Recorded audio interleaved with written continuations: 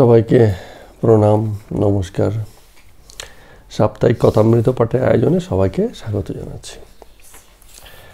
আজকে পাঠপর্ব 23। আমরা গেল দিনকে রামকৃষ্ণদেব ঠাকুর বিভিন্ন ঘটনাবলী বলে বলে ব্যাখ্যা করছিলেন। বলছিলেন জ্ঞানের পথ তো ঠিক আছে, কিন্তু একটু মুশকিলও আছে, কঠিন। তাই বলছেন যে ভক্তির পথটা সহজতর, এবং একটা উদাহরণ দিয়েছিলেন যে তরবারি লোহার হলে তাকে দিয়ে অনেক মন্দ কাজও হতে পারে, সোনার তরবারি হয়ে গেলে তখন আর তাকে দিয়ে মন্দ কাজ, হিংসার কাজ হয় না, কারণ তখন সেটা শোপিস হয়ে যায়। সোনার চামচে তো আমরা সবসময় খাই না, ওটা তুলে রেখে দিই, এরকম আর কি। উদ্দেশ্যটা তখন পাল্টে যায়, জাগতিক উদ্দেশ্যে সেই কাজ আর চলে না। কথা হচ্ছিল বিজয়কৃষ্ণ বাবুর সঙ্গে।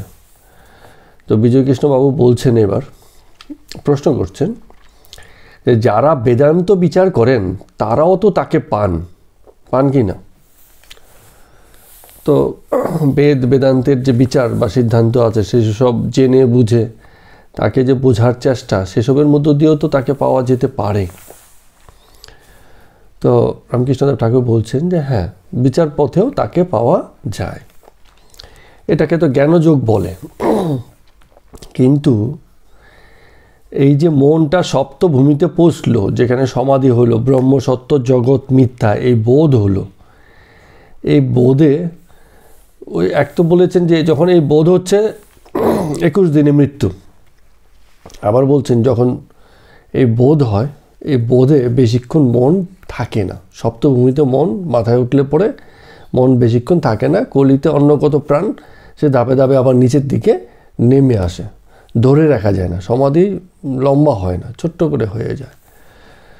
তো আমরা কি হয়, কলির জীবের জন্য যদি বলা হয় ব্রহ্মসত্য জগৎ মিথ্যা, মানে কোথাও যেন মনটা প্রতিবাদ করে ওঠে, করে কি না? করে। কারণ জগৎ মিথ্যা এটা মানাটা কিন্তু খুব কঠিন। ব্রহ্মসত্য, প্রথম কথা হচ্ছে যাকে সত্য বলে জানিয়েছে তার বোধ নেই। যে ব্রহ্মকে যে বলছে সত্য, মাথা তো ঝাঁকিয়ে দিলাম, হ্যাঁ, কিন্তু সেই বোধ তো নেই। ব্রহ্মসত্য দেখিনি, বুঝিনি, তাহলে কি করে ব্রহ্মসত্য মানি? আচ্ছা, ব্রহ্মসত্য এটা না হয় না মানলাম, যেই আবার আমার অন্দরমহলে আক্রমণ হলো, বলে এবার তোমার জগৎ মিথ্যা, এ তো আরও ভীষণ মুশকিলের ব্যাপার। যে জগতে আমি আছি, যে জগৎ আমার কাছে এত সুন্দর, সুখ দুঃখময় জগৎ, দ্বন্দ্বপূর্ণ জগৎ, বলছে এও মিথ্যা। হ্যাঁ, তার এমন একটা কিছুকে মানতে বলছে যার সম্পর্কে বোধ নেই, আবার যার সম্পর্কে পূর্ণ দর্শন আছে, যাকে প্রতি মুহূর্তেই দেখছি, তাকে বলছে মিথ্যা। তো এই যে ব্রহ্মসত্য জগৎ মিথ্যা, এই কথা যে কোনো জাগতিক ব্যক্তিকে বললে হয়তো সে শাস্ত্রের বচন বলে মাথা নেড়ে যাবে, কিন্তু মন তার ভিতরে ভিতরে প্রতিবাদ করতে থাকবে, মন মানবে না, বলবে যে উল্টো পাল্টা বলছে। এই যে এত সুন্দর জগৎ, এত লোকজন, পরিবার, বন্ধু বান্ধব, এত কিছু চলছে, বলে মিথ্যা। মিথ্যা অর্থ কি অর্থে? অনিত্য, অসার, যে আছে বটে কিন্তু গুরুত্বহীন। প্রতি মুহূর্তে এই বিষয়গুলো পরিবর্তনশীল। যাকে এই মুহূর্তে খুব গুরুত্বপূর্ণ ভেবে বসে আছি, কিছু সময় বাদে, কোনটা কত সময় বাদে সে যায় না, কোনো একদিন এটা মনে হবে এ তো বেকার, একদম পুরো মিথ্যে বিষয় ছিল। আমাদের এককালে রেডিমেড গার্মেন্টসের রিটেলের ব্যবসা ছিল, দোকান। তো দুটো দোকান ছিল বলে আমি খুব তখন টেনশন করতাম, কারণ কখনো এক দোকানে সময় দিলে আরেক দোকানে সময় দিতে পারতাম না। ওখানে গিয়ে বসে আছি তো ওখানে মন পড়ে আছে, ওখানে বসে আছি তো এখানে মন পড়ে আছে। তো খুব দেখলেই বোঝা যায় তো এই ভদ্রলোক খুব চিন্তিত। আমাদেরও অনেক সময় দেখা যায়, দেখবেন যে মানুষ দেখলেই বোঝা যায় এ তো গভীর চিন্তায় আছে, কিছু বলেও নি, দেখেই বোঝা যাচ্ছে গভীর চিন্তায় আছে। তা আমার এই অবস্থা দেখে একজন সে সময় বলেছিল যে বিষয় নিয়ে আপনি চিন্তা করছেন 2 দিন বাদে সেগুলো নাও থাকতে পারে। তখন আমার মনে হয়েছিল বোকার মতো কথা বলছে, 2খানা দোকান, আমি আরও 3টে দোকান খুঁজছি। তাই বলছে যে নাও থাকতে পারে। বেশি বছর যায়নি, কয়েক বছরের মধ্যে 2খানা দোকানই উঠে গেছে। তো কি হচ্ছে, যে বিষয় নিয়ে জগতের বিষয়টাই এরকম, সেই মুহূর্তে এই যে ইনভলভমেন্টটা, দুটো দোকানের প্রতি যে ইনভলভমেন্টটা, সেই মুহূর্তে ওটাই সত্য, ওটাই জগৎ আমার এই মুহূর্তে, যে আমি যে কোনোভাবেই হোক এই বিষয়ে মন দিয়ে বসে আছি। কিন্তু আজকে যদি মনে হয় বলে সেদিন বেকার টেনশন করেছে, আজকে তো ঠিক জিনিস দুটো নেই। এরকম আপনাদেরও আমাদেরও সকলেরই যেসব বিষয়কে আমরা খুব গুরুত্ব দিয়ে বসে থাকি, বাচ্চাদের ক্ষেত্রে পরীক্ষা এলে খুব টেনশন শুরু হয়ে যায়, রাতে ঘুম হয় না, সকালবেলা এমনিতে কি হয়, ঘুম থেকে উঠতে চায় না। যে পরীক্ষা এসে গেছে কাউকে ডাকতে হয় না, নিজেই উঠে পড়ে। কারণ কি, তখন ওই জিনিসটা টেনশনে আছে, হ্যাঁ, সে তার ভিতর থেকে তখন প্রেরণা এসে যায়। তো পরীক্ষা শেষ, টেনশনও নেই। তো ওই মুহূর্তের টেনশনটা কি, ক্ষণিকের ছিল, অনিত্য ছিল, মুহূর্তকাল ছিল, মুহূর্তকাল পরে সেটা নেই। তো যে এই মুহূর্তের অনিত্যতা বোঝে, সে সেই সময়ে টেনশনও নেয় না, পর মুহূর্তের মানে মুক্তির আনন্দও নেয় না। সে জানে এই জিনিস, জগতের সব জিনিসই হচ্ছে অনিত্য, আছে তো আছে, না হলে তো নেই, এরকম বিষয়। তো জগৎ যে অনিত্য, ব্রহ্ম কতটা সত্য আমরা সত্যি তার সম্পর্কে বলতে পারবো না। কেন? কারণ হচ্ছে আমরা তার সম্পর্কে জানি না। কিন্তু জগৎ যে মিথ্যা, এটা আমরা আমাদের জীবনের অভিজ্ঞতা দিয়েই আমরা এই বিচারটা করতে পারি। কারণ কোনো কিছুই কোনো মুহূর্তের জন্যই দাঁড়ায় না। একবার ওই ট্রেনে উঠতে গিয়ে এক ভদ্রলোকের ধাক্কা লেগে চোখের চশমা ভেঙে গেছে। সেই 1600 টাকা দিয়ে চশমা ঘুরেছে, চশমার কাজ ফাজ ভেঙে একাকার, ওই ধাক্কাধাক্কিতে ট্রেনের মধ্যে যা হয়। তো কি টেনশন, কি করে হবে, তাহলে কি করে চলবে।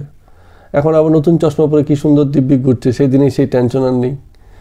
সেই মুহূর্তটাই টেনশন। এটা সামলাতে যে পারে সে ব্রহ্মসত্য জগৎ মিথ্যা এই কথাটা বিশ্বাসী হয়ে ওঠে। সামলানোটাই বিষয়। এই যে কথাটা ব্রহ্মসত্য জগৎ মিথ্যা, এটা প্রতি মুহূর্তে প্রতিষ্ঠা দেওয়াটাই এই বিষয়ে বিশ্বাস। প্রতিষ্ঠা দিতে না পারলে কেবল কথার কথা, কেবলই কথার কথা, ব্রহ্মসত্য জগৎ মিথ্যা, এ কোনো কাজে আসবে না। হ্যাঁ, এখানে রামকৃষ্ণ বলছেন, বেদান্তে বলা হয়েছে আমি দেহ নই, আমি মন নই, চতুর্বিংশতি তত্ত্ব নই, আমি সুখ দুঃখের অতীত, আমার আবার রোগ শোক জরা মৃত্যু কই।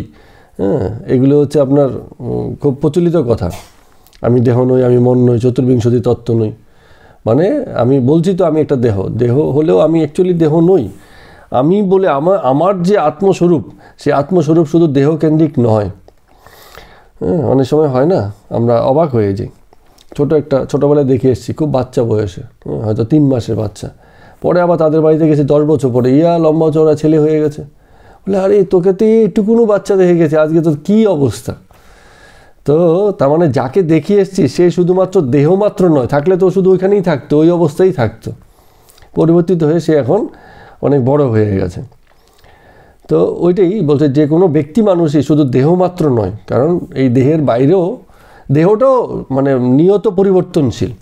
এখানে আমরা যারা আছি সবাই এককালে শিশুকাল কাটিয়ে এসেছি, আজকে বয়স্ককাল, বৃদ্ধকাল। তো মনে পড়লে মনে হবে না যে কত একটা ব্যবধান ঘটে গেছে। ব্যবধান ঘটে গেছে কারণ আমি সেই জায়গাতে, আমি বলে আমার যে আত্মস্বরূপ, সেটা শুধুমাত্র দেহের বন্ধনে আটকে নেই। আমি মনও নই, কারণ মন এই কারণে নেই কারণ আমার মনও প্রতিনিয়ত পরিবর্তনশীল, চিরচঞ্চলা। মনের স্বভাব দেহের থেকেও বেশি চঞ্চল। এই মুহূর্তে এক জিনিস ভেবে বসে আছে, তো আরেক জিনিস ভেবে মানে বসে আছে। চাইলেও ওই একই জিনিসে মন রাখা যাবে না, আবার চাইলেও সেই জায়গা থেকে মন তুলে নেওয়া যাবে না। হ্যাঁ, ছেলে বাড়ি ফেরেনি, কেবলই ক্ষণে ক্ষণে সেই চিন্তাই বারবার হচ্ছে। চাইলেও অন্য বিষয়ে মন দেওয়া যাচ্ছে না। একটু গ্রন্থ পাঠ হচ্ছে কি, একটু গান শুনছে না, মাথার মধ্যে কেবল ওটাই ঘুরছে, বাড়ি ফেরেনি, কি ক্ষণে ক্ষণে সেটাই। আবার অনেক সময় এমন হয়, ছেলে বাড়ি ফেরেনি, এমন কাজে মন লেগে গেছে, ও মনেই নেই ছেলে যে এতক্ষণও বাড়ি ফেরেনি। হ্যাঁ, হঠাৎ করে দেখছি 11টা বাজারে, ও তো 9টায় ফিরে আসে, 11টা বেজে যাচ্ছে, তখন মন যাচ্ছে। তো আমরা চাইলেও মনটাকে আমাদের নিজের মতো করে পরিচালনা করতে পারি না। ফলে মন, আমি বলতে যে বোঝায়, সে কোনো দিনই এই মন নয়। তাহলে আমি দেহও নই, মনও নই। চতুর্বিংশতি তত্ত্ব এগুলো আলোচনা করেছিলাম আমরা গীতা যখন অধ্যয়ন করেছি সে সময়টায়। সেই তত্ত্ব, চতুর্বিংশতি তত্ত্ব দিয়ে জগতের ঈশ্বর তত্ত্ব বা বিস্তার বোঝা যায়। জগৎ যে বিস্তার হলো, কী করে বিস্তার হলো, সেই তত্ত্বে আলোচনা হয়েছে, আমরাও করেছিলাম। তো সেই চতুর্বিংশতি তত্ত্বের ভিতর দিয়ে এই যে রূপের বিস্তার, আজকে যে মনুষ্যরূপ ধারণ করে আমরা বসে আছি, সেই তত্ত্বেরই ফলস্বরূপ। তো আমি হলে কি হবে? আমি তো সেই তত্ত্বটা নই, আমি একা কেবলমাত্র সেই তত্ত্ব নই। তো আমি সুখ দুঃখের অতীতে মুখে মুখে বলছি, আমি রোগ শোক জরা মৃত্যু এগুলি কোনো কিছুই নই। এই যে বলা, এগুলো আমরা মুখে মুখে বলি বটে বেদান্তের কথা। যে এই প্রতি মুহূর্তে এইসব বিষয়ের প্রতিষ্ঠা দিতে পারে না, তার কাছে কি হয়?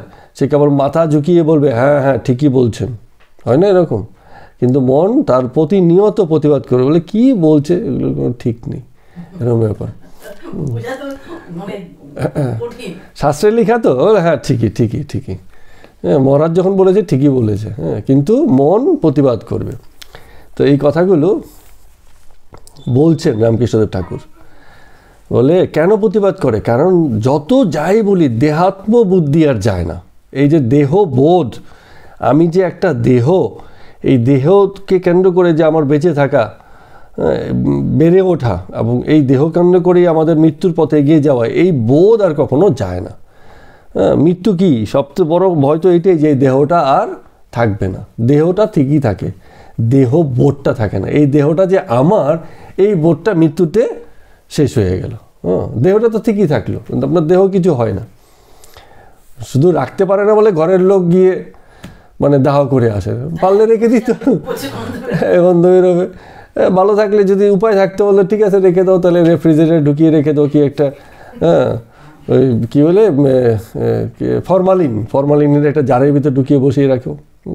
থাকলো আমার বাবা দাদা ঠাকুরদা, এই ঠাকুরদা, শুকিয়ে কাঠ হয়ে যাবে ফরমালিনের মধ্যে থাকতে থাকতে। কিন্তু উপায় নেই, এত দেহ কোথায় রাখবে, এর বিনাশও হওয়া চাই। তো তাই জন্য বিভিন্ন রকম দাহ কার্য চলে। কিন্তু কথা হচ্ছে ওই অভিমানটা চলে যায়। এই যে দেহটার উপরে আমি আছি, এই দেহটা আর আমি বোধটা, এই দুটো একসঙ্গে আছে, এবং এটা কি আমাদের জীবন বলে, এটাই হচ্ছে মায়া, এটাই মোহ, এই দেহর প্রতি মোহ। আমরা মৃত্যুতে কী হচ্ছে, এই বোধটা, এই যে সংযোগটা দেহ আর আমি, এই দুটো কেটে যায় সবার আগে। এই ভয়েই আমরা থাকি যে এই বোধটা কেটে গেলে তখন আমার কি হবে। এরকম একটা ব্যাপার। আরেকটা জিনিস আছে যে জগতের এত কিছু দেখছি, এত বৈচিত্র্য, এগুলো তো আর দেখা হবে না। ওই যে পাখি ডাকছে সেই শোনা হবে না, কত শুনবো আর, শুনতে শুনতে তো জীবন গেল, তাও শোনার আগ্রহ শেষ হয় না। একটু ভালো মন্দ খাচ্ছি, বলে এই তো আর খাওয়া হবে না, কত আর খাবো। কেসি দাসের রসগোল্লা আমি একদিনই খেয়েছি, নাম শুনেছি খুব বিখ্যাত, 35 টাকা পিস। আমি বলি বাবা, 10 টাকা 15 টাকা রসগোল্লা পাওয়া যায়, তো 35 টাকা এক পিস রসগোল্লার দাম। বলে ঠিক আছে একদিনই খাবো। রামকৃষ্ণ ঠাকুরের মতোই, সে পারওয়ালা জামা খুব পরার শখ হয়েছে, মেজবাবু এনে দিয়েছে, একদিনই পরেছে, হ্যাঁ পড়লাম, মন বুঝে গেল, মিটিয়ে নিলাম, হয়ে গেল। কালকে যেন কি কথা হচ্ছিল, কালকে না ওই যে ভদ্রলোক মানে যে পয়সা হয়েছে অনেক, হ্যাঁ হ্যাঁ হ্যাঁ, কি ঠাকুর কেমন আছে, কেমন আছে, হ্যাঁ পয়সা হয়েছে। পয়সা হলে একটা কি হয় বলেন তো, সামাজিক প্রতিষ্ঠা যার আছে, হ্যাঁ সে সুন্দর বলে থাকতে পারে এবং বলে থেকেও আনন্দ পায় যে আমার তো আছে একটা কিছু, সুতরাং আমার কোনো আর অসুবিধা নেই। কিন্তু পয়সা টয়সার বোধ মানুষের কম থাকলে, অনেকে থাকে তারপরও পয়সার দিকে মন থাকে না, তারা আবার এইসব বিষয়ে মানে ঈশ্বর তত্ত্বের বিষয়ে মানে মাথা লাগাতে খুব পছন্দ করে। পয়সাওয়ালা লোক একটাই জিনিস করতে খুব চায়, সেটা হচ্ছে সেবার মধ্য দিয়ে তার প্রতিষ্ঠা চায়। মানে 10 জন লোককে খাওয়াবো, পড়াবো, এই দান করব, এর ভিতর দিয়ে প্রতিষ্ঠা, সেখানেও একটা রকমের প্রতিষ্ঠা চায়। ভালোবাসার ক্ষেত্রে নেই, অত ভালোবাসা দিতে পারবো না, কিন্তু সেবা দিতে রাজি আছি, এরকম ভাব। তো বলছে যে এই যে দেহাত্মবোধটা সেই বট গাছের মতো, যেটাকে কেটে ফেললাম, কিন্তু আবার 2-4 দিন পরে দেখা যায় একটা ফুকরি বেরিয়ে গেছে, আবার বেরিয়ে আবার সেই হচ্ছে। আমাদের এখানে একটা গাছ ছিল বড়, কড়ই গাছ।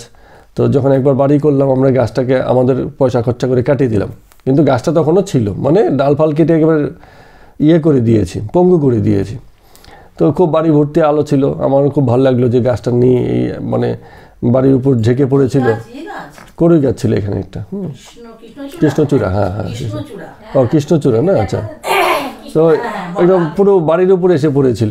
তো গাছ টাছ কাটিয়ে দিয়েছে, খুব ভালো, আমার মনেও খুব আনন্দ যে না এবার আর কোনো ঝামেলা নেই। ও মা, 2 বছরও যেতে পারিনি, ওই গাছ আবার আগের মতো করে বাড়ির উপরে এসে শিকড় না, গাছটা খানিকটা ছিল, মানে একটু উঁচু ছিল, ডাল ফাল কেটে একেবারে পুরো শেষ করে দিয়েছিলাম। তো আমরা ভেবেছিলাম যে আর এটার হবে না।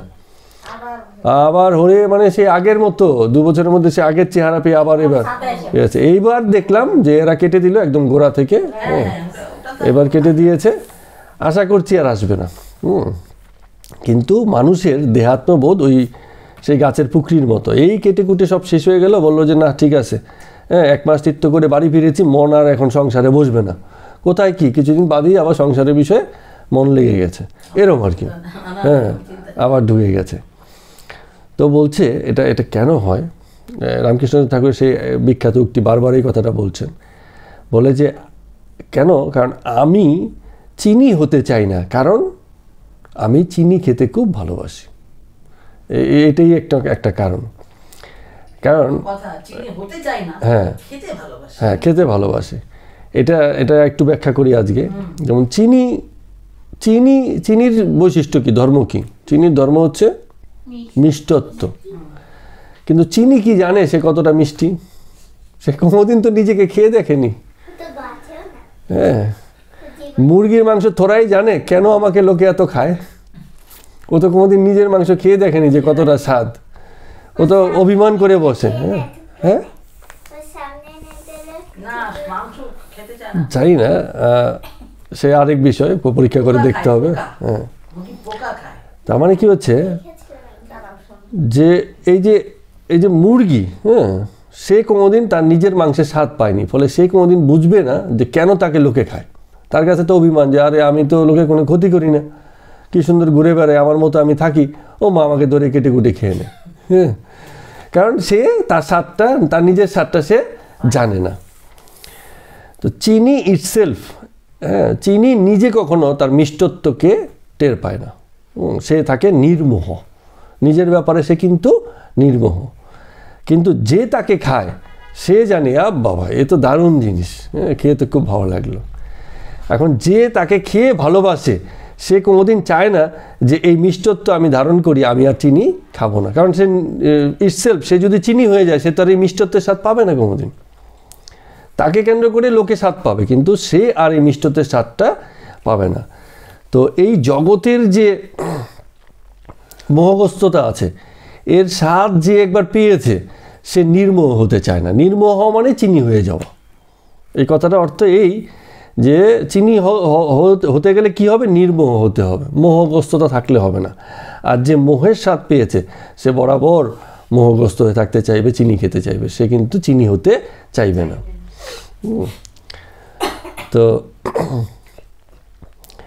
তো আমার তো অনেক ইচ্ছা হয়, এই হিসেবে বলছেন যে বলি, রামকৃষ্ণদেব ঠাকুরও বলছেন যে আমিও বলি যে আমি ব্রহ্ম। অহম ব্রহ্মাস্মি, এটা হচ্ছে সেই অষ্টমহাবাক্যের এক বাক্য, যে আমি সেই ব্রহ্ম, আমি ভিন্ন অন্য কোনো ব্রহ্ম নেই। ঈশ্বর মানে কি? আমি ঈশ্বর, আমার মধ্যে ঈশ্বর সর্বোচ্চ প্রকাশিত। এই যে কথা, এই কথাটা আমিও বলতে চাই, কিন্তু কি হবে, মানে বলতে ভালো লাগে না, কারণ আমি ঈশ্বর হতে চাই না। ঈশ্বরকে ভজন করি, ঈশ্বরকে পূজন করি, এতেই আমার আনন্দ। ঈশ্বর হওয়ার দায়িত্ব অনেক। যে বলবে অহম ব্রহ্মাস্মি, আমি সেই ব্রহ্ম, সবার আগে তাকে নির্মোহ হতে হবে, একেবারে মূল থেকে। কোনো রকম মোহগ্রস্ততা জগতের বিষয়ে রাখা যাবে না। তো এই দায়িত্ব তো নিতে রাজি নই, আমি তো এতটা নির্মোহ হতে পারি না। ফলে এই জন্য আমি বলি যে আমি অহম ব্রহ্মাস্মি আমি বলতে চাই না। কি বলি তখন আমি? যে তুমি ভগবান আর আমি তোমার দাস। এটা হচ্ছে দ্বৈতে থাকলাম, যে তোমাকেও আমি মানছি আর তোমার সেবা দাস হিসেবে আমি নিজেকে মানছি, এরকম। তার মানে কি, সেই যে সপ্তভূমিতে মন চলে যায়, যেখানে আমি ব্রহ্ম এই বোধ হয়, এই বোধে বেশিক্ষণ থাকা যায় না, আবার পঞ্চভূমিতে ষষ্ঠভূমিতে নিচে এসে যেতে হয়, এবং সেইটাই অনেক সময় আনন্দের হয়। এই কথাটা বলছেন। আরেকটা উদাহরণ দিয়ে এই কথাটাকে বলছেন, ওই যে অহম ব্রহ্মাস্মি কথাটাকে বলছেন যে দেখো, গঙ্গাতে যখন ঢেউ হয় তখন আমরা কি বলি? গঙ্গার ঢেউ। এই যে ঢেউ এলো, এটা গঙ্গার ঢেউ। কিন্তু ঢেউটাকে দেখে কেউ বলি না এই ঢেউয়ের গঙ্গা। তো কেন এই কথাটা বলছে? কারণ আমরাই তার সৃষ্টি। এই যে জগতের যে প্রবাহ আছে তার ভিতর থেকে আমরাই তার সৃষ্টি। ফলে তার সৃষ্টি হিসাবে আমাদেরকে নিজেদেরকে শনাক্ত করা বা নিজেকে পরিচয় দেওয়াটা সহজ। আর আমি সেই এই পরিচয় দেওয়াটা খুব কঠিন। ঢেউই গঙ্গা, এই কথাটা বলা কঠিন, কিন্তু গঙ্গা থেকে ঢেউ আসে এটা বলা খুব সোজা, এবং এটাই চলতে, এটাই লোকে বলে গঙ্গার ঢেউ, গঙ্গার একটা বড় ঢেউ এলো। হ্যাঁ, আর এটা ঢেউ দেখে কেউ বলবে না ওই পিছনে গঙ্গা আছে বা ঢেউয়ের গঙ্গা, কথাটা হচ্ছে এরকম উল্টো হয়ে যায় যেন। তো এই যে একটা অভিমান, যে অভিমান আমি সে এই কথাটা মানতে রাজি নয়, কারণ সে দেহাত্ম বোধে আছে, সে ভাবছে যে আমি দেহ হয়ে তার আরাধনা করবো, এটা আমার জন্য অনেক সহজ আছে, কিন্তু আমি তিনি হয়ে যাব এ বড় দায়িত্বের ব্যাপার, এ আমি হতে পারি না, কারণ আমার বারবারই পতন হয়। তো এই অভিমানটা আমার কখনোই যায় না। সরি। তো যারা এই বেদান্তের এই মহাবাক্যে প্রতিষ্ঠিত হয়, অথচ এই যে বোধ, এই যে কথাগুলো, এগুলো বোধপূর্ণ হয় না, জীবনে প্রতি মুহূর্তের প্রতিষ্ঠা পায় না, সেসব লোক এই কথাগুলো বললে কি হয়, রামকৃষ্ণ ঠাকুর বলছেন তারা পরকে ঠকায়। এই কথাগুলো বলে অপরকে ঠকানো হচ্ছে, কারণ এই বোধ তো তার হয়নি, সে তো চিনি হওয়ার মতো এতটা নির্মোহ হতে পারেনি। ফলে এই কথাগুলো বলা মানে হচ্ছে অপরকে ঠকানো। তো কেন? এবং এটা যদি শুধু অপরকেই ঠকায় তা না, নিজেকেও ঠকায়। কারণ আমি ব্রহ্মাস্মি, আমি সে ব্রহ্ম, এই বোধ হলো, হ্যাঁ, কিন্তু প্রতিষ্ঠা হলো না, তখন কিন্তু সে নিজের অবস্থাটা বুঝতে পারে না। একবার ওই যে রামকৃষ্ণ স্বামী বিবেকানন্দকে এক ভদ্রলোক গিয়ে বলেছিলেন যে আমার ভিতরে এই অবতার রয়েছে, আমি তার অবতার। তো স্বামীজি আর কি করতে খুব পছন্দ করতেন, বলছে হ্যাঁ কোন অবতার বলুন, হ্যাঁ বরাহ না মৎস্য, ইয়ার কি করে বলছেন, বরাহ মানে হচ্ছে শুকর, শুকর অবতার কি না, ইয়ার কি করে বলছেন।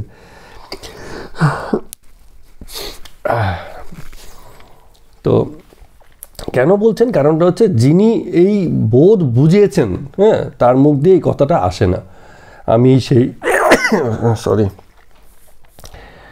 তো এই বিষয়গুলো প্রতিষ্ঠা হয়ে যায়, মানে যার জীবনে প্রতিষ্ঠা হয়ে গেছে সে, মানে ওই যে বলে না, যে বুঝেছে তার কথাই কমে যায়, সে আর বলতেই যায় না, যে বুঝে যায় তার এইসব বিষয়গুলো মানে সে চেপে যায়। তো রামকৃষ্ণ ঠাকুর একটা বিষয় ভালো বলছেন যে বেদের যে বেদান্তের যে মহাবাক্যগুলো আছে সেগুলো বলা খুব সহজ, কিন্তু মানা কঠিন বলে সহজ পথ হিসেবে বলছেন যাতে ভক্তিটাই তোমাদের জন্য কি হচ্ছে সহজ হয়। এতে ভুলভ্রান্তি হলেও তুমি নিজেকে নিয়ে এগিয়ে যেতে পারবে, আর ওখানে অনেক দায়িত্ব। যখন তুমি বলছো আমি সে ব্রহ্ম, আমি নির্মোহ, তখন দায়িত্বটা তোমার অনেকটা হয়ে যাচ্ছে, সবার পক্ষে হয়তো সম্ভব হয় না, ভক্তিপথায় গঠিত কঠিন হয়ে যায় অনেক সময়। তো এবার ভক্তি বিষয়ে আরও 2-4টা কথা বলছে অনেকে আছে যে হ্যাঁ আমি ভক্ত পরিচয় দেয়, বলে আপনি কে? আমি তো কেউ নই, আমি একজন ভক্ত, সাধারণ ভক্ত। বলে ভক্তি বললেই সবসময় ঈশ্বরকে সে ভক্তিভাবে পাওয়া যায় না, কারণ এই ভক্তিরও আবার একটা উচ্চতর পর্যায়ে আছে। বলছেন সেটার নাম হচ্ছে প্রেমা ভক্তি। ভক্তি যখন প্রেমে প্রতিষ্ঠিত হয়ে যায় তখন তাকে বলে প্রেমা ভক্তি। তেমন ভক্তি না হলে রাগ ভক্তি আসে না। রাগ ভক্তি হচ্ছে অনুরাগ, ঈশ্বরের প্রতি ভীষণ রকম অনুরাগ থেকে, প্রেম থেকে তার প্রতি যে ভক্তি, সেটা হচ্ছে প্রেমা ভক্তি, প্রচণ্ড প্রেম। তো আমাদের মধ্যে যাদের এই ভক্তি ভাবটা আছে তাদেরকে উনি বলছেন যে এটা হচ্ছে বৈদিক ভক্তি। বৈদিক ভক্তি আসে বৈদিক কর্ম থেকে। বৈদিক কর্ম হচ্ছে যেই সব কর্মকে আমাদের জন্য মানে বৈধ করা হয়েছে বা নির্ধারণ করা হয়েছে, কি করতে হবে। যেমন ভক্তপথে যেতে হলে যা হয় আর কি, জপ করতে হবে। এখানে উনি বলছেন যে জপ করতে হয়, উপোস করতে হয়, তারপর তীর্থে যেতে হয়, বিভিন্ন রকম উপাচার আছে সেই সবগুলো করতে হয়, এত বলিদান দিতে হয়। এইসব হচ্ছে বৈদিক ভক্তির কর্ম। এইসব কর্ম করে তবে বৈদিক ভক্তি পথে এগোতে হয়। তো বলছে সেটাও একটা পথ। হ্যাঁ, কেন? কারণ এত জপ করতে হবে, এত উপোস করতে হবে, এত তীর্থ যেতে হবে, এত উপাচার করতে হবে, করতে মনটা এই বৈদিক ভক্তি থেকে একসময় প্রেম ভক্তিতে রূপান্তর হয়ে যাবে। হ্যাঁ, সেসবও করতে হয়, কিন্তু কঠিন। শুধু আচারে উপাচারে থাকলে বিষয়গুলো কঠিন হয়ে যায়। প্রেম মানে কি? এটা হচ্ছে একটা হৃদয়িক অবস্থা, মনের একটা অবস্থা। বাইরে থেকে তো দেখানো যাবে না যে আমার মধ্যে প্রেম হয়েছে। এটা অবস্থা কি? এই অবস্থা দিয়ে আপন পর ভেদ গুজে যায়। যার মধ্যে প্রেম আসে সে আপন পর আর ভেদ করে না। রাধা সবচেয়ে বড় প্রেমী, কারণ কি কৃষ্ণ আর রাধা দুইয়েতে কোনো ভেদ নেই। আবার আমাদের মতো যারা ভক্ত, এরা যারা রাধা আর কৃষ্ণকে আলাদা দেখি, হ্যাঁ, সেখানেও ওই যে বৈদিক ভক্তি আছে, যখন পূর্ণ প্রেম এসে যাবে দুইকে এক দেখবে, হ্যাঁ, রাধাকেও কৃষ্ণ দেখবে, কৃষ্ণকেও রাধা দেখবে, এরকম ভাব। মানে তখন আর দ্বন্দ্ব থাকলো না, দুইয়ের যে দ্বন্দ্ব, দুইয়ের যে বোধ, সে বোধটা থাকলো না। তো রামকৃষ্ণ ঠাকুর বলছেন কারো কারো এই প্রেম ভক্তিটা আপনা আপনি এসে যায়, প্রথম থেকে এসে যায়, কিছু করে আসতে হয় না। ছোটোবেলা থেকে অনেক সময় এসে যায়, ছোটোবেলা থেকেই দেখা যাচ্ছে ঈশ্বরের জন্য মন কাঁদে, ভীষণ রকম একটা টান, সংসারের বিষয়ে মন প্রথম থেকে প্রতিষ্ঠিত হয় না। উদাহরণ কি আছে, ভক্ত প্রহ্লাদ আছে, ধ্রুব আছে, ছোট অবস্থাতেই তাদের মধ্যে ঈশ্বরের প্রতি প্রেম ভক্তি ভীষণভাবেই ছিল। তো একটা উদাহরণ দিয়ে বলছে যে দেখো ওই যে ভক্তির যে ব্যাপারটা আছে, এই যে এত আয়োজন কেন? তোমার হাওয়া দরকার, তখন তুমি কি করবে? তুমি পাখা দেবে, পাখা দিয়ে নিজেকে হাওয়া দিতে থাকবে। এই বৈদিক ভক্তিটা হচ্ছে এই পাখাটা, পাখাটা দিয়ে দিয়ে তোমার ভিতরে হাওয়া দাও, হাওয়া দিয়ে দিয়ে তোমার ভিতরে সেই আগুনটাকে জ্বালাও, যেটা আমাদের কামারের দোকানে দেখা যায়, হাওয়া দিয়ে দিয়ে আগুনটাকে চাঙ্গা করে রাখে, মাঝে মাঝে স্তিমিত হয়ে যায়, আবার যখন একটু কাজ হবে হাওয়া দিয়ে দিয়ে সেটাকে চাগিয়ে দেয়। তো তোমারও একটু ভক্তি দরকার, তুমি জানো যে তোমার তার প্রতি টান আছে, অনুভব করছো, তো এই জন্য তুমি পাখা দাও, বিভিন্ন উপাচার করো, নাম জপ করো, যাতে তোমার সেই বিষয়ে মনটা থাকে। কিন্তু কারো কারো এরকম হয় যে দক্ষিণের হাওয়াটা এমনিই বইছে, দক্ষিণ থেকে হাওয়াটা এমনিই বইছে, তো তুমি আর তখন পাখা দিয়ে কি করবে? পাখা দিয়ে কি হাওয়া করবে? তো যার ভিতরে ঈশ্বরের প্রতি অনুরাগটা, প্রেমটা আপনা আপনি এসে যায়, কিছু করতে হয় না, না নাম জপ করতে হয়, না কোনো উপাচার করতে হয়, না তীর্থে যেতে হয়, না উপোস করতে হয়, কোনো কিছুই করতে হয় না, এমনি প্রেমভাবে কাদা কাদা অবস্থা। তো তার এইসব মানে বৈদিক কর্মের কোনো প্রয়োজন পড়ে না। আর হরি প্রেমে যে একবার মাতোয়ারা হয়ে যায়, হ্যাঁ, কোনো কিছু বিধি বিধানা তখন তার জন্য কাজ করে না, এমনিই তো মানে ভক্তি প্রেমে মাতোয়ারা, তাকে আর কি নিয়মে বাঁধবে? তো যতক্ষণ তার প্রতি ভালোবাসাটা তীব্র না জন্মায়, ততক্ষণ যে ভক্তি, এ উপরি উপরি ভক্তি, এ বড় কাঁচা ভক্তি। তো ভালোবাসা এলে ভক্তিটা যেন পেকে গেল, এই কথাটা বলছেন। আমাদের ধর্মীয় যে আচার আছে তার মধ্যে সর্বশেষ আচার হচ্ছে প্রেম। যত যাই কিছু করছি, যখন প্রেম ভাব এসে যায় না, তখন আর কোনো আচার হয় না, সব আচার শেষ। হ্যাঁ, শিষ্যের জন্য অনেক নিয়মকানুন করে দেন গুরু, অনেক নিয়ম আছে যা গুরু নিজেই মানেন না। এখন আমরা কি করি, সাধারণ শিষ্যরা বলে, এই বাবা আমাকে বললেন না, উনি নিজেই মানলেন না। আরে এইসব মেনে মুনেই তো তবে গুরু, তখন মেনে যখন এসব গুরু হয়েছেন তখন এসব উঠে গেছে, ওসবের পাট উঠে গেছে। আর আমাদের জন্য কেন? ভক্তি পথে একটুখানি এগিয়ে দিতে, ওই যে হাওয়ার মতো একটু পাখার দরকার আছে বলে। এখন যার দক্ষিণে হাওয়া এমনি এমনি বইতে থাকে, তার তো সে পাখার দরকার নেই। সুতরাং যা কিছু শিষ্যের জন্য প্রযোজ্য হবে, অনেক কিছু গুরুর জন্য দরকারই হয় না, এরকম। তো সাধারণ শিষ্যরা সেসবের সমালোচনা করে। তো যার কাঁচা ভক্তি, যে এখানে এই কথাটা ধরেই বলছেন, দেখুন এইসব বিষয়গুলো জানেন, অনেক দেখেছেন, দেখে দেখে পড় খেয়ে খেয়ে বিষয়গুলো জানেন। বলে যার কাঁচা ভক্তি, সে ঈশ্বরের কথা, উপদেশ এগুলো নিতে পারে না, কাঁচা ভক্তি হলে নিতে পারে না। গুরু বলছে কিন্তু নিতে পারে না, বলে আমায় বলছে, নিজে মানে না, হয় না এরকম? হ্যাঁ, আমাদের অনেক সময় হয়তো আমি যদি কিছু বলি, বলে তুমি কি করো? হ্যাঁ ঠিকই তো, তার মানে তোমাদেরকে মানাতে হলে আমাকেও করতে হবে। আমি তো বয়সটা পার করে এসেছি, সুতরাং এখন আর সেই বয়সের কর্মটা আমার নয়, তোমার কর্ম। তো যাই হোক, তো ঈশ্বরকে লাভ করতে গেলে, তাকে দর্শন করতে গেলে ভক্তি হলেই হয়। মানে এটা বিজয়কৃষ্ণবাবু বলছেন যে তাহলে ঈশ্বর লাভের কি উপায়? কি একটাই, যে ভক্তিই হতে হবে ঈশ্বর দর্শন পাওয়ার উপায়। তো দর্শন বলতে এখানে কি বুঝাচ্ছেন? আমরা এর আগেও একদিন বলেছি, দর্শন মানে কি প্রজ্ঞা, রিন্তা, দর্শন, ঈশ্বর দর্শন বলতে কি বোঝায়? ঈশ্বরের উপলব্ধি বা ঈশ্বরের বিশ্বাস। হ্যাঁ, দর্শন মানে চোখে দেখা নয়, হ্যাঁ, উপলব্ধি করা, মানে যে কোনো কাজে আমরা সহজ করে বলি, যেভাবেই বলি আমরা কথাটা একই, সেটা হচ্ছে এক হচ্ছে জানা।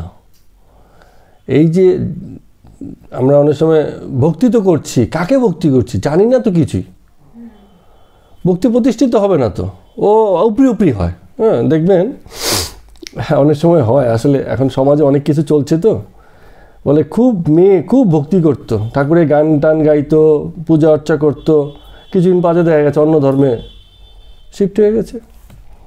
বলে এত যে ভক্তি করতো তার এই অবস্থা কি করে হলো, সবাই অবাক হয়ে যায়। হ্যাঁ, তো করতো তো ভক্তি, সেটা আচার মাত্র, ভিতর থেকে জানা ছিল না কাকে ভক্তি করছে, কি আচার করছে, কেন করছে। হ্যাঁ, সামাজিকভাবে পেয়ে গেছে রীতি, সবাই পালন করছে। ভিতরে ভিতরে যদি তাকে জানা না যায় কাকে ভক্তি করছি, হ্যাঁ, আর যদি বোঝা না যায়, প্রথমত জানা কি, এই যে আমরা শুনলাম, আলোচনা হচ্ছে, বই পড়লাম, জানলাম, তো জানা হলো।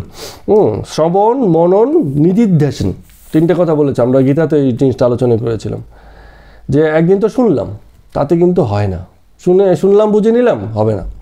শুনে সেই বিষয়গুলো মনে মনে আবার কি করতে হয়, মনন করতে হয়, এগুলো চর্চা করতে হয় ভিতরে ভিতরে, নিজে নিজে, যে এই যে আলোচনা হয়েছে কি হলো, কি বুঝলাম, হ্যাঁ, সেই বিষয়টা ভিতরে ভিতরে পাকাতে হয়। তো চুলি বসালেই তো হবে না, রান্না করার সময় তো দিতে হবে। তো ওরকম আর কি ব্যাপারটা, যে ওটাকে পাকাতে হবে। তো এরম যখন মনন হয়, নির্দেশন হচ্ছে জীবনে সেটা প্রয়োগ হয়, চর্চা হয়। আর যখন হয় তখনই তাকে বোঝা যায়, এবং বোঝার পরিণতি কি, এক সময় তার এই অস্তিত্বের সঙ্গে, ঈশ্বর তো একটা অস্তিত্বের নাম, বলছি তো জগৎ অস্তিত্ব, আমার আত্মস্বরূপের সন্ধান করতে গিয়ে তো তার খোঁজ। তো সেই অস্তিত্বের সঙ্গে একাত্ম হওয়া যায়। একাত্ম মানে আমি আর সে আলাদা নই, বা আমার অস্তিত্ব যে তার সঙ্গেই জুড়ে আছে, এই বোধ। যেমন সন্তান মাকে, বাবাকে তার অস্তিত্বের মধ্য দিয়ে বোঝে, তার জন্মই তো সেই সংযোগটা ঘটিয়ে দেয়, ফলে এই সংযোগটাকে সে খুব টের পায়। কেন নিজের সন্তানকে সবাই এত ভালোবাসে, পরের সন্তান তো একটা সন্তান, কিন্তু সেখানে এই যে অস্তিত্বের যে সংযোগটা, সেটা ঘটেনি। হ্যাঁ, এই ঘটেনি বলে পরের সন্তানকে পর বোধ হয়, নিজের সন্তানকে আপন বোধ হয়। তো এই যে সংযোগটা, এরম সংযোগ সেই ঈশ্বরের সঙ্গেও বোধ হবে, জানলে, বুঝলে, এবং এই বোধ তৈরি হলে তবে গিয়ে তার ঈশ্বর দর্শন হয়। অর্থাৎ নিজের মধ্যে প্লাস নিজের স্বরূপে অন্য সকলের মধ্যে, হ্যাঁ, তার যে প্রকাশ, সেই প্রকাশকে দেখতে পাওয়া, শুধু মুখে মুখে না। আমরা বললাম সবার মধ্যেই তো ঈশ্বর আছে, ভগবান আছে, সেও তো দুই বলেই বলছি। হ্যাঁ, কিন্তু এই দুই দর্শনটা দূর হয়ে যায় তখন, এইভাবে ঈশ্বর দর্শন হয়। তো বলছে রামকৃষ্ণদেব ঠাকুর বলছেন যে হ্যাঁ, ভক্তি দ্বারাই দর্শন হয়। পাকা ভক্তি চাই, প্রেমা ভক্তি চাই, রাগের ভক্তি চাই। এইভাবে কেমন, ওই যেটা আমি একটু আগে বলছি, যেমন ছেলের উপর মায়ের যেমন ভালোবাসা, আবার মায়ের উপর যেমন সন্তানের ভালোবাসা, আবার স্বামীর উপর স্ত্রীর ভালোবাসা, বা স্ত্রীর উপর স্বামীর ভালোবাসা, এতটাই টান থাকতে হবে, তবে গিয়ে বোঝা যায়। তো এখানে একটা জায়গাতে এসে রামকৃষ্ণ ঠাকুর বলছেন যে এই সংসারটা কি হচ্ছে, মায়া আর দয়ার খেলা। দুটো কথা বললেন, এই যে সংসার, এই সংসারটা হচ্ছে মায়া আর দয়ার খেলা। মায়াটা কি? মায়াটা হচ্ছে যে নিজের আপন বলে যাদেরকে আমরা জেনেছি, আত্মীয় পরিজন, ঘরের লোক, এদের প্রতি যে টানটা, সেটা ব্যক্তিগত, মানে জনে জনে হচ্ছে, এটাকে বলে মায়া। আর দয়া কি? দয়া হচ্ছে এই টানটা নিজের এই ব্যক্তিগততার জায়গা থেকে আরও বেরিয়ে যায়।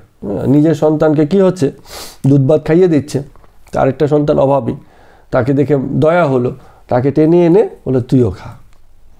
তো প্রথমটা হচ্ছে মায়া, কারণ নিজের সন্তানকে খাওয়াচ্ছে। হ্যাঁ, আবার যখন পরের সন্তানকে খাওয়াচ্ছে, সেটা হয়ে গেল দয়া। মায়া মানুষকে মোহগ্রস্ত করে। হ্যাঁ, মনে হয় আর যাই হোক, নিজের সন্তানকে সবার আগে খাওয়াবো, উপায় থাকলে নিজের সন্তানকে বাঁচাবো, আর উপায় না থাকলে পরের সন্তান মরুক বাঁচুক, যা খুশি হোক গে, আমার কি। মানসিকতাটা একটা এরকম আর কি। তো মায়ার টান হলে এরকম। কিন্তু আবার এই নিজের সন্তানকেও মানুষ ছেড়ে দিয়ে পরের সন্তানকে বাঁচায়। কি হয়, এরকম ঘটনা তো আমরা শুনেছি, হ্যাঁ, যে অ্যাক্সিডেন্টে নিজের সন্তান কোমায় চলে গেছে, এখন তার দেহ দান করলে আরও দুটো প্রাণ বেঁচে যায়। কিডনি একজনের লাগবে, একজনের দৃষ্টিশক্তি ফিরে আসবে, একজনের মানে যেসব যাই কিছু করা যায়। তো মায়ের বাবার কাছে, মা বা বাবার কাছে ডাক্তাররা আসে যে আপনি যদি বলেন তবেই আমরা এই জিনিসটা করতে পারি। সে বেঁচে আছে, কিন্তু আপনাদেরকে সিদ্ধান্ত নিতে হবে। হয়তো লম্বা সময় বাঁচবে না, কোমায় চলে গেছে, তো মানে কবে বাঁচে মরে কোনো ঠিক নেই। যন্ত্রপাতির সাহায্যে তাকে বাঁচিয়ে রাখা হয়েছে। যদি বলেন তাহলে তার এই দেহটা অন্যের কাজে লাগে। তখন অনেক বুকে পাষাণ বেঁধে বাবা মা অনুমতি দেয়, সিগনেচার করে দেয় যে চলো, আমার সন্তান তো থাকবে না, পরের সন্তানের জন্যই তা কাজে লাগুক।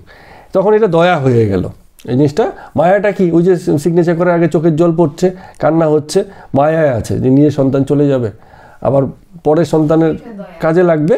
তো এই করলো কেন? কারণ এতে আবার দয়াটা প্রতিষ্ঠিত হলো। ঠিক আছে, মায়াটা ছাড়লাম, দয়াটা থাকলো। তো রামকৃষ্ণদেব ঠাকুর বলছেন যে যখন এই মায়া চলে গিয়ে দয়া থাকে, তখন ব্যক্তি সংসারে থাকে, কিন্তু সংসারটাকে তখন বিদেশ বোধ হয়, মনে হয় কর্মভূমি, কর্ম করার জন্যই সংসারে আছি, এর বেশি কিছু নেই। মায়া তো নেই, শুধু দয়াটাই আছে। যেমন অনেক সময় থাকে যে বাড়ি হচ্ছে পাড়াগাঁয়ে, কিন্তু কলকাতাতে থাকি কারণ সেখানে কর্মভূমি, কিন্তু সেখানে কিন্তু কাজের জন্যই আছি, পুরোপুরি মন নেই, মন পুরোপুরি আছে দেশের দিকে, এরকম। তো ঈশ্বরের যার ভালোবাসা আসে, তার সংসার বুদ্ধি এই বোধে প্রতিষ্ঠিত হয়, বলে সংসারে তো আছি, করছি, সবই ঠিক আছে, কিন্তু কোনো কিছুতেই আমি নেই, এই বোধটা আসে। তো বলছে এরকম বোধ না এলে তো মুশকিল, না হলে কি হয়, হ্যাঁ, এই যে বিষয় বুদ্ধি এটা যদি মানে থাকে, সামান্য থাকে, তাহলে কিন্তু ঈশ্বরের প্রতি সেই বোধ মানে উপলব্ধিটা কখনো আসে না। বলে কেন? বলে অনেক সময় কী হবে দেখবে যে ভিজে দেওয়া সেলের কাঠি যদি জ্বালাতে শুরু করো, একটা জ্বালাবে, জ্বলেনি, পড়ে গেল, এই করতে করতে অর্ধেক দেওয়া সেলের কাঠি নষ্ট হয়ে গেছে, দেওয়া সেলাই আর জ্বলছে না। কারণ কি, ওই যে একটু ভিজে আছে। তো বলছে ওই দেওয়া সেলের কাঠিটাকে একটু শুকিয়ে নো, জ্বালাবে, একটাতেই জ্বলে যাবে। এরকম উদাহরণ দিয়ে বলছে যে যদি একটু থাকে তবে আর হবে না। তো রাধিকা বলেছিল, রাধিকা মনে হচ্ছে রাধা, তার সখীদেরকে বলে জগৎ আমি কৃষ্ণময় দেখছি, যেখানে তাকাই সব জায়গাতেই দেখি কৃষ্ণ আছে। তো সখীরা বলছে যে কই, আমরা তো দেখতে পাচ্ছি না, তুমি সব জায়গায় কৃষ্ণ দেখছো, কি প্রলাপ বকছো নাকি? রাধিকা বলছে তখন যে অনুরাগ অঞ্জন চোখে মাখো, তবে তাকে দেখতে পাবে। মানে অনুরাগের কালি চোখে মাখতে হবে, তবে তাকে দেখতে হবে। তো তোমাদের ব্রহ্ম সমাজে একটা গান আছে, প্রভু বিনে অনুরাগ করে যজ্ঞ যাগ, তোমারই কি জানা যায়? মানে অনুরাগ ছাড়া যাগযজ্ঞ করে কি তোমাকে জানা যায়? এই কথাটা উনি আবার একটু গাইলেন। তো বিজয়কৃষ্ণ বলছেন তাহলে ঈশ্বর দর্শন কেমন করে হবে? রামকৃষ্ণ ঠাকুর বললেন যে একটাই তো উপায়, চিত্তশুদ্ধি না হলে আর হয় না। নিজের চিত্তকে, মনকে শুদ্ধ করতে হবে। কামিনী কাঞ্চনে এই যে মন মানে মজে আছে, সেখান থেকে মনটাকে তুলে নিতে হবে, বার করতে হবে সেখান থেকে। যে যদি কাদায় মাখা হয়ে থাকে, চুম্বকও সূচকে টানতে পারে না, কাদা পরিষ্কার করে দাও, এবার চুম্বকের টানে সূচ উপরে উঠে আসবে, এরকমভাবে বলছেন। আচ্ছা, এবারে আবার কথা প্রসঙ্গে এক জায়গাতে বলছেন, বিজয়কৃষ্ণের সাথে কথা হচ্ছে বাবুর সঙ্গে, কথা বসতে বলছেন যে বারবার মনে রাখবে যে তার কৃপা হলেই হয়, তুমি যতই চেষ্টা করো তুমি তাকে কাউকেই ভক্তি বা জ্ঞানী বানাতে পারবে না। তিনি যখন কৃপা করবেন, জীবন প্রবাহে কোনো একটা জায়গাতে এমন সময়ে এমন জায়গায় এসে দাঁড় করিয়ে দেবেন যে তার কৃপা তখন হয়ে গেল। এই জন্য আমরা অনেক সময় বলি, আমি তো ভীষণই বলি, যে জীবনের মার যে না খেয়েছে, জগতের মার যে না খেয়েছে, ভক্তিপথে সে এগোতে পারে না। মার খেতে হবে।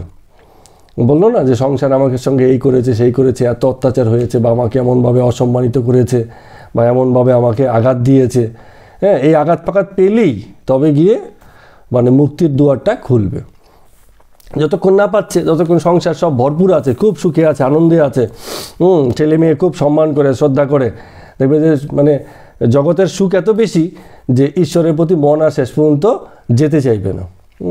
আঘাত পেতে হবে, তবে গিয়ে মনটা ঘুরবে, নাহলে মনে হবে এই তো ঠিক আছে, গড়বড়া সংসার। অনেক সময় অনেক বয়স্ক লোকেরও দেখা যায়, হ্যাঁ, নাতি নাতনি পুতি, হ্যাঁ, এইসব নিয়ে মানে খুব ভরপুর, বলে আমার কিসের অভাব, কী দুঃখ, ভরা সংসার আমার, এই আছে সেই আছে, অত আছে অত আছে, এইসব গল্প। ঈশ্বরের মন তার লাগবে না। কিন্তু আঘাত যদি পায়, বলবেন না, এবার কিছু বুঝতে পারছি যে এই যে সংসার বলে যা কিছুতে মুজেছিলাম, এ ভাই ঠিকঠাক জিনিস নয়, হ্যাঁ, আমার এবার একটু অন্যদিকে মন দিতে হবে। তো এটাকেই বলছেন কৃপা। ভগবানের কৃপা হলেই এমন অবস্থা তৈরি হয় যখন মনটা ওখান থেকে উঠে যায়। তো বলছেন ভগবানের কৃপাটা কীরকম জানো? সেই সার্জেন সাহেবের লণ্ঠন নিয়ে ঘুরে বেড়ানোর মতো। সার্জেন হচ্ছে ওই যে ইংরেজদের সাহেব, তো সে হাতে লণ্ঠন নিয়ে ঘুরে বেড়ায় রাতের বেলা।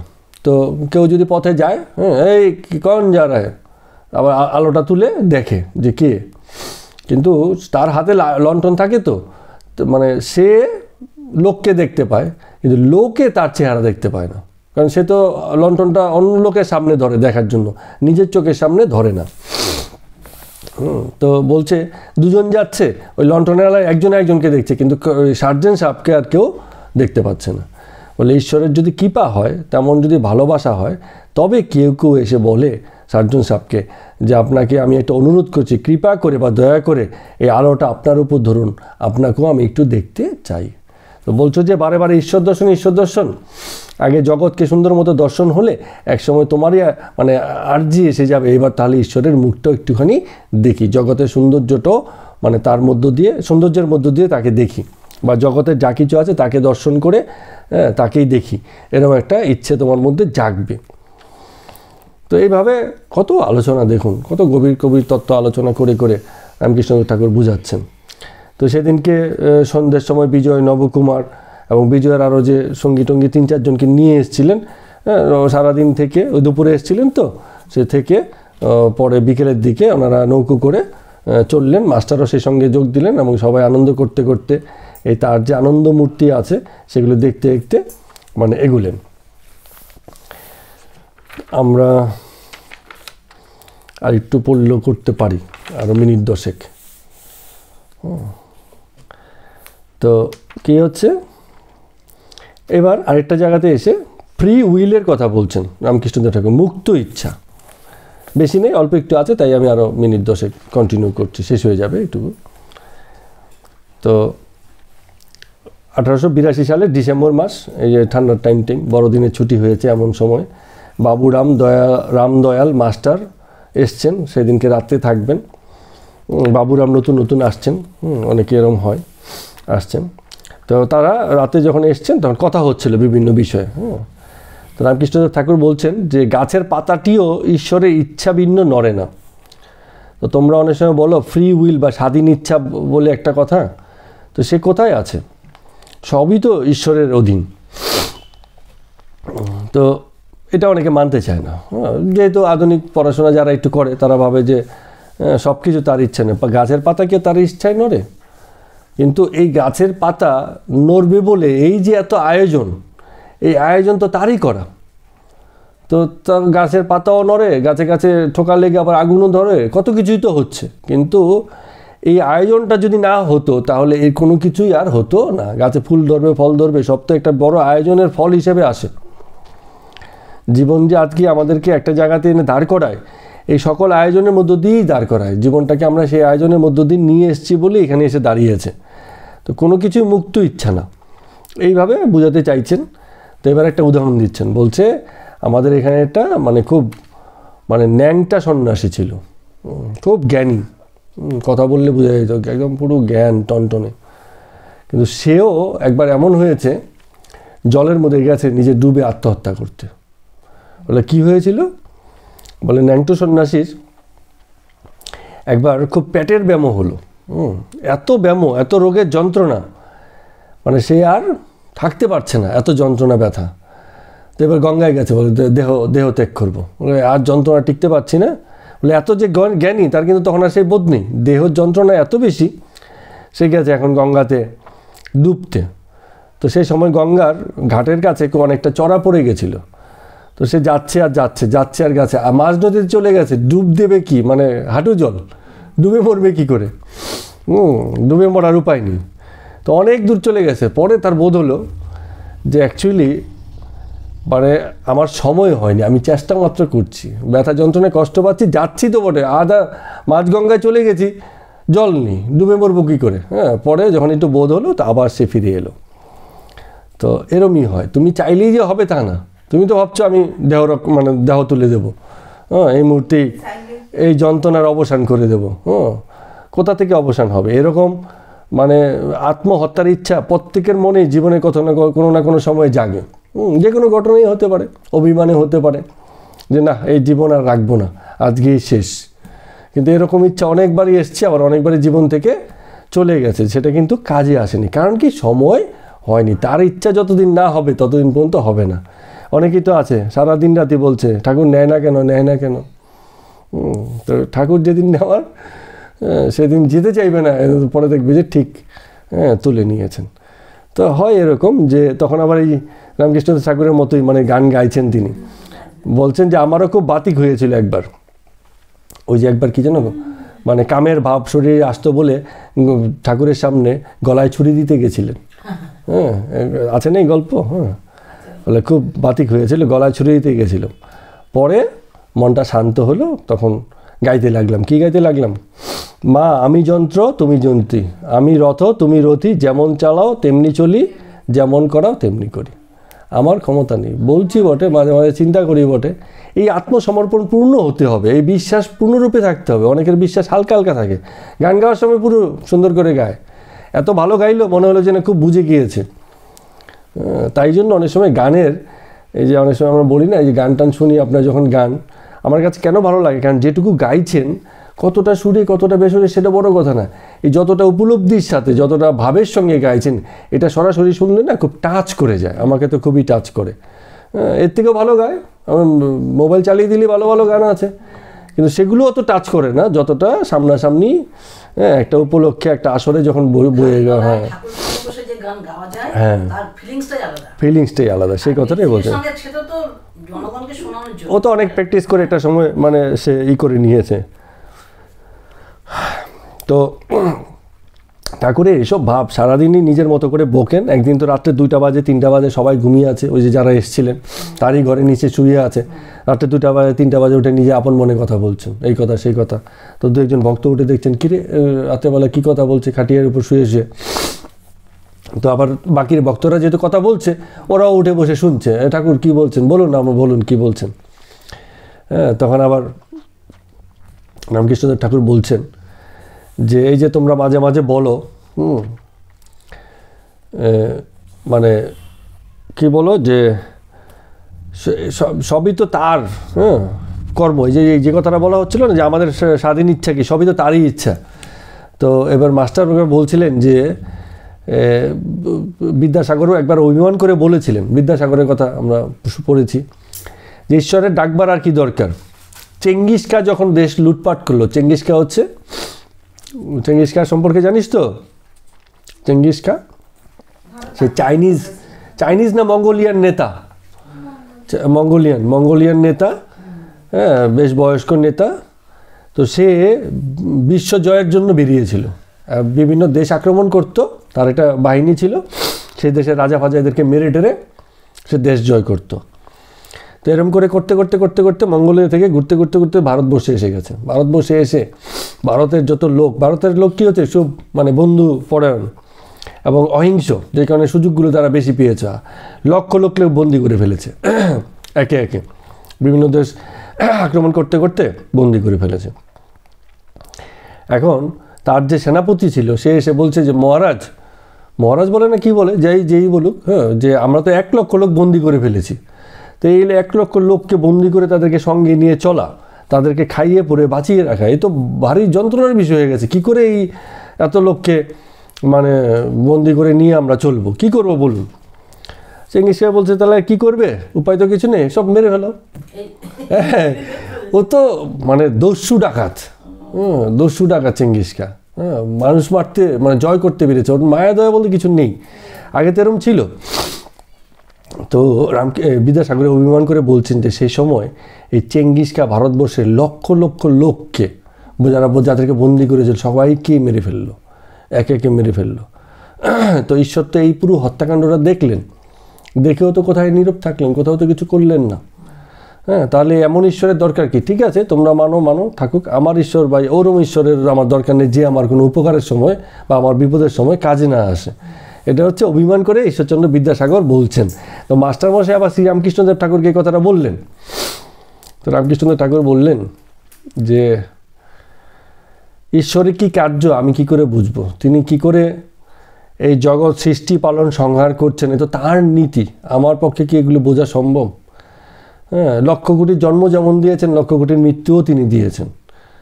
একবারে মেরেছেন আমাদের গায়ে লাগছে, প্রতিদিন তো মরছে, তখন তো আমরা বলছি না, প্রতিদিনই মারা যাচ্ছে, কিন্তু একবারে এক উপলক্ষে এতগুলো হত্যাযজ্ঞ ঘটেছে, আমাদের মাথায় লেগে গেছে আরে এত হত্যাযজ্ঞ হলে ঈশ্বর নীরব হয়ে গেলেন। তো ঈশ্বর যদি 1 লক্ষ লোকের হত্যাযজ্ঞে নীরব হন, প্রতিদিন তো সারা বিশ্বব্যাপী এরকম লক্ষ কোটি লোক মারা যাচ্ছে, সেক্ষেত্রেও তো ঈশ্বর নীরবই। তো ঈশ্বরের কাজ হচ্ছে সৃষ্টি স্থিতির লয়ের খেলা, তার নিজের মতো করে খেলা। আমরা যদি বুঝতে যাই, আমরা আমাদের কাছে অনেক সময় মনে হবে তিনি ভীষণ রকম নিষ্ঠুর, আবার কখনো মনে হবে ভীষণ রকমই দয়ালু। তিনি কি বা কেমন এ আমার বুঝবার উপায় নেই। তিনি বলছেন আমি বলি মা আমার বুঝবার দরকারও নেই।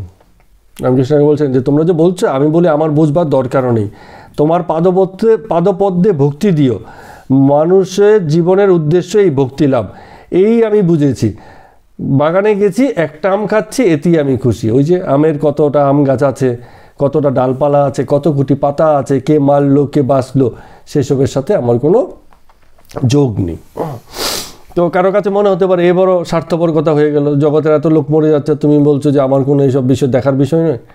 হ্যাঁ, তো বলছে যে সবাই তো আর এই বোধে থাকে না, যার দেখা সে দেখবে। কে দেখবে? জগতের এই যে দেশের যিনি রাজা হয়েছেন, তার যদি এই ভাবনা হয় তাহলে তো হবে না। হ্যাঁ, আমাদের তো ভাগ আছে, তো ব্রাহ্মণের কাজ হচ্ছে শিক্ষা দেওয়া, সে তো অস্ত্র হাতে নেবে না। হ্যাঁ, তো আমার যে অবস্থা, তাতে আমি তার উপর মায়ের উপরে ছেড়ে দেবো, মা তুমি জানো তুমি কি করবে, তুমি কেন মারছ, তুমি কি করে বাঁচাবে বা কেন বাঁচাবে না।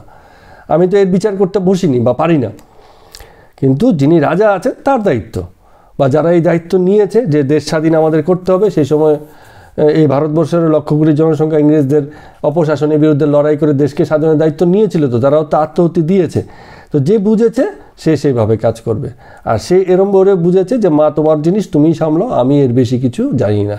এই ভক্তিভাবে আছে। যে ভক্ত তার জন্য এক উপায়, যে সাধারণ মানুষ তার জন্য আরেক উপায়। সকলের জন্য এক ব্যবস্থা নয়। এখন ভক্তকে গিয়ে যদি সাধারণ মানুষের কর্তব্যের উপর ভিত্তি করে ভক্তের বিচার হয়, তাহলে কিন্তু ভক্ত অপরাধী হয়ে যাবে। ভক্তই বড় অপরাধী, বলে এও সবচেয়ে বড় অপরাধী। কিসের ভক্ত? ভণ্ড ভক্ত। যেটা অনেক সময় বলে, আমাদের এক কাকা আছে, সব সাধুই চোর। এক কথায় বলে দিল, গল্প শেষ। আরে দু চারটা ভালো সাধু সঙ্গ করে দেখো, তবে না বলবে সব সাধু চোর। জানে না, বোঝে না, কারোর সঙ্গে মিশেনি, জগৎকে যেরম দেখা হয় সব সাধুই চোর, এরম ব্যাপার। তো রাতের বেলা উঠেও দেখুন মানে কি হয়, রামকৃষ্ণ ঠাকুরের সারাদিন তো ঈশ্বর ভাবনায় আছে, রাত্রেবেলা ঘুম ভেঙে গেছে, উঠেছে, ও সেই ঈশ্বরের কথাই বলছে, আপন মনে বলছে, কেউ শুনছে না বলছে, তাই বলছে। তো এইভাবেই মানে চলে। তো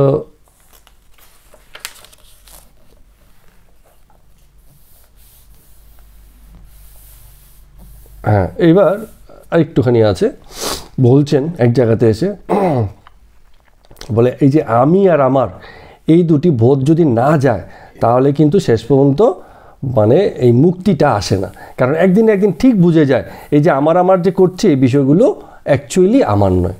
তো একটা উদাহরণ দিয়ে বলছেন, বলে সাহেবের বাগান পাহারা দিত এক দারোয়ান। তো যখন রাস্তাঘাটে দেখা হতো কারোর সঙ্গে, বলে এটা কার বাগান? বলে আমারই বাগান, আমি দেখাশোনা করি, আমারই তো বাগান। হ্যাঁ, এখন কিছুদিন বাদে সাহেবের সঙ্গে মনোমালিন্য হলো, সাহেব বলছে তোকে আর দরকার নেই, তুই চল। এবার যখন রাস্তা দিয়ে হাঁটবে, লোকে জিজ্ঞেস করবে কার বাগান, বলতে পারবে আমার বাগান, বাবুর বাগান। হ্যাঁ, তো এ বলছে কত সুন্দর উদাহরণ দিয়েছে, বলে সংসার পথটাও তো এরকমই। তুমি যে বলছো আমার বাগান, আমার সন্তান, আমার মেয়ে, আমার এই, কদিন বাদে যখন এই থাকবে না, তখন গিয়ে বলো দেখি আমার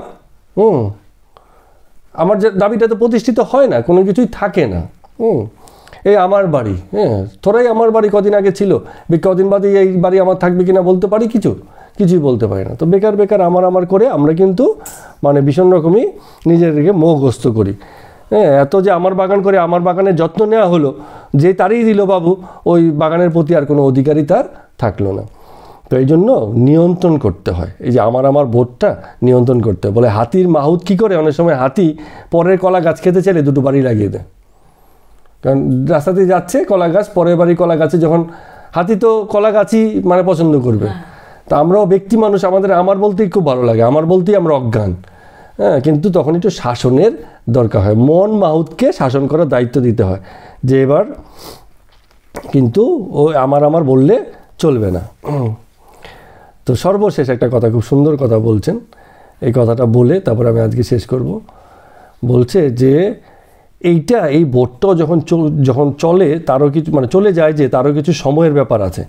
বলে কাঁচা অবস্থায় যদি ফোড়াকে কাটে, অপারেশন করে, ও আরও হিতে বিপরীত হয়ে যাবে। ফোড়াকে কী হচ্ছে, পাকতে দিতে হয়। ফোড়া যখন পেকে যায়, তার একটা মুখ বেরিয়ে যায়, অপারেশন করো, শল্য চিকিৎসা করো, ময়লা বেরিয়ে যাবে, ওটা শুকিয়ে যাবে। কাঁচা অবস্থায় করতে নেই। তো যখন মন পেকে যায় না, বুদ্ধি যখন পেকে যায়, তখন সব কিছু আস্তে আস্তে ঠিক হয়ে যায়। আর কাঁচা অবস্থায় ঠিক হয় না। এক বাচ্চা মাকে বলেছে, বলে আমার যখন বাহ্য পাবে আমাকে ডেকে দিও। তো মা বলছে, বাহ্য মানে হচ্ছে বাথরুম পাবে। হ্যাঁ, বাচ্চা বলছে যে আমার বাথরুম পেলে আমাকে ডেকে দিও। তো মা বলছে আমাকে ডাকতে হবে না, বাহ্যই তোকে ডেকে দেবে। হ্যাঁ, তো যখন এই টান একবার এসে যাবে জীবনে, হ্যাঁ, আর কাউকে বলতে হবে না যে একটু ভক্তিপথ করো, একটু নাম করো, একটু এই করো সেই করো। হ্যাঁ, ও আপনি সব কিছু মানে চলতে থাকবে। তো এই নিয়ে সকলের হাসাহাসি, আমাদেরও হাসাহাসি। এই বলে আজকের মতো কথামৃত পাঠ এখানেই শেষ করছি। সবাইকে প্রণাম এবং নমস্কার।